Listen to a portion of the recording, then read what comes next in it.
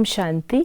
आज 4 मार्च 2022 है और आज प्यारे बाबा ने हम बच्चों को लोभ के बारे में बतलाया कि हमें जो मिला उसमें संतुष्ट रहना है, जास्ती किसी भी चीज़ का लोभ नहीं रखना है, क्योंकि ये हमारी बेगरी लाइफ है, ये शरीर भी तो हमारा नहीं है।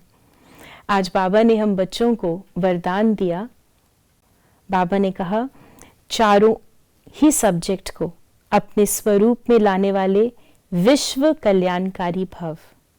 बाबा ने हम बच्चों को 4 सब्जेक्ट्स दिए हैं इस ईश्वरीय पढ़ाई के, और वो 4 सब्जेक्ट्स हैं ज्ञान, योग, धारणा और सेवा। चारों ही सब्जेक्ट्स का 1-2 के साथ कनेक्शन है। कई बार हम एक सब्जेक्ट को छोड़ देते हैं या केवल 2 को पकड़ लेते हैं, लेकिन बाबा ने एक बार मुरली में कहा था अव्यक्त रूप से कि अगर हम ये डिसाइड कर लें कि मुझे एक ही सब्जेक्ट में संपूर्ण बनना है, तो हम चारों सब्जेक्ट्स में संपूर्ण बन जाएंगे।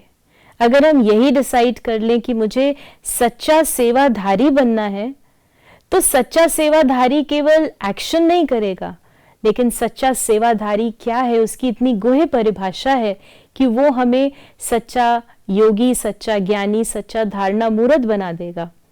तो इसी प्रकार हर सब्जेक्ट का दूसरे के साथ कनेक्शन है। जो ज्ञानी तो आत्मा होगा वो स्वतः ही योगी तो आत्मा भी बन जाएगा, और जो ज्ञान और योग करता है यथार्थ रीति से, उसका स्वभाव, उसकी नेचर उसके कर्मों में आ जाती है, उसके कर्म युक्त बन जाते हैं, कर्म श्रेष्ठ बन जाते हैं, धारणाएं अच्छी हो जाती हैं। और जो इस प्रकार से ज्ञान, योग और धारणा के साथ चलता है, उसका चेहरा, उसकी चलन, हर एक चीज सेवा करती है। और जो इस प्रकार चारों ही सब्जेक्ट में परफेक्ट बन जाता है, वो दाता बन जाता है, विश्व कल्याणकारी बन जाता है। तो बाबा ने हम बच्चों को ये 4 सब्जेक्ट्स दिए हैं। इसमें से हम किसी एक को भी अगर अच्छी रीति से अपने जीवन में धारण कर लेते हैं, यथार्थ रीति से, जो बाबा चाहते हैं, जैसे बाबा उस सब्जेक्ट को डिफाइन करते हैं, उस हिसाब से अगर हम उस सब्जेक्ट को अपने जीवन में अपनाते हैं, तो हम पाएंगे कि चारों ही सब्जेक्ट्स हमारे अच्छे हो जाएंगे।